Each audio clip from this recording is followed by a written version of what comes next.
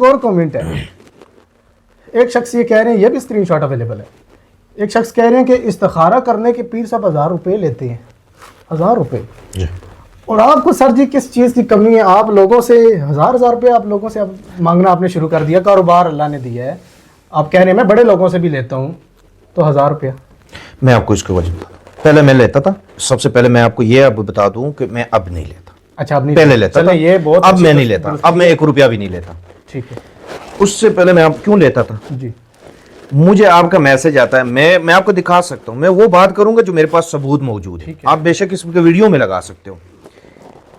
کوئی فون کرے گا، مجھے یہ چیک کرے کہ اس سے میرے رشتہ ہو سکتا ہے یا نہیں، ٹھیک ہے؟ ٹھیک ہے، آپ وہ اس کو بولے کہ یار یہ آپ کا نا نہیں معاملات بہتر نہیں ہے، آپ کہیں اور بندوبست کرے، وہ پھر 6 لڑکیوں کا نام بھیجے گا، اچھا 6 لڑکیوں کا اور نام بھیجے گا جو اس کو سوچ میں آتا ہے کہ یار یہ لڑکی بھی میرے لیے بہتر ہے، صحیح ہے؟ ٹھیک ہے، پھر اچھا پھر صاحب یہ میرے چیک کرو۔ ایک اور بات میں آپ کو بندے کی بات بتاؤں، ان لوگوں کو بات کرنے کا بھی تمیز نہیں، ہم میں جہلیت اتنی ہے، بالکل ہیں جاہل لوگ، تو بس استغفار 100 میں سے جی 7 لوگ لونڈا باز آتے ہیں۔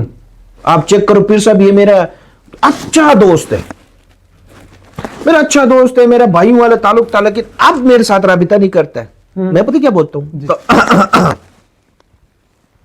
پھر میں جواب دے دیتا ہوں اس کو یہ، تو اس وجہ سے میں نے 1000 روپے رکھا تھا پہلے، پھر البتہ وہ میں نے ختم کر دیا۔ ہاں اس میں سے جب مجھے آتا تھا نا پتا کہ یہ جادو والا کیس ہے، اصل کہ وہ چیز تھا ہمیں چانٹی کرنے کا۔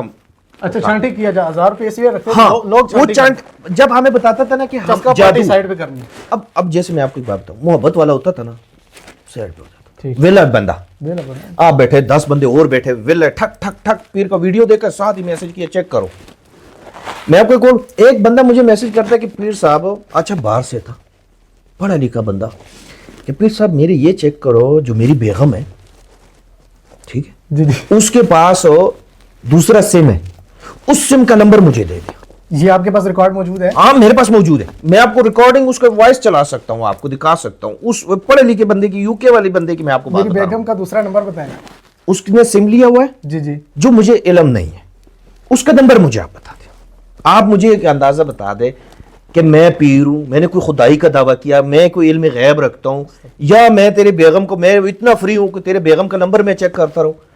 پھر اس میں سے نا جو 1000 روپے تھا ہم چیک کرتے، اس میں نا چانٹی کرتے تھے، جب لوگ ہمیں پتہ چل جاتا وہ میسج کرتے تھے، یہ لاچار مجبور دیکھو شخص ہے۔ بعد میں آپ کو ایک بات بتاؤں، جب ہلو کی آواز آتی ہے نا، اللہ نے اتنے علم اور 9 سالوں کا تجربہ ہے کہ ہمیں پتہ چل جاتا ہے کہ یہ بندہ مجبور ہے یا چسکے ٹائم ضائع کرنے، تو پھر ہم اس کو فی سبیل اللہ۔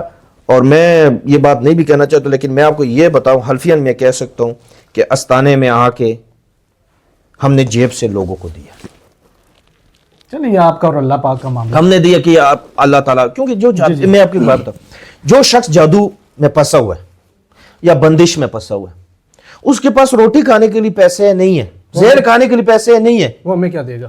وہ میرا فیس افورڈ نہیں کر سکتا، ٹھیک ہے، وہ آپ پھر مخلوق خدا کی ہاں خدمت کے لیے، بس پھر میں فری، تو آپ نے ابھی 1000 روپیہ ختم کر دیا؟ وہ ختم کر دیا۔ اب ہم نے بس استانے آ جائے، بالکل فی سبیل اللہ کام ہوگا، کوئی بھی کام ہو، جنات کا ہو، جادو کا ہو، بندشوں کا ہو، فضل خدا انشاءاللہ 100% ہوگا۔ ابھی 1000 روپیہ ختم ہو چکا ہے، ختم ہو چکا، ٹھیک ہے، ابھی چسکا پارٹی کا کیا کریں گے آپ؟ جو یہ چسکے لگاتے ہیں، استانے آ جائیں، نہیں آپ ان کو رپلائی وغیرہ؟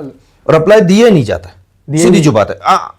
اب چسکے کو اب میں ایک بات بتاتا ہوں، جو شخص کراچی سے وہ مجبور نہیں ہے، چسکے والا ہے، ہم اس کو کہتے ہیں استانے آ جائے، وہ آئے گا؟ نہیں آئے گا، نہیں آئے گا۔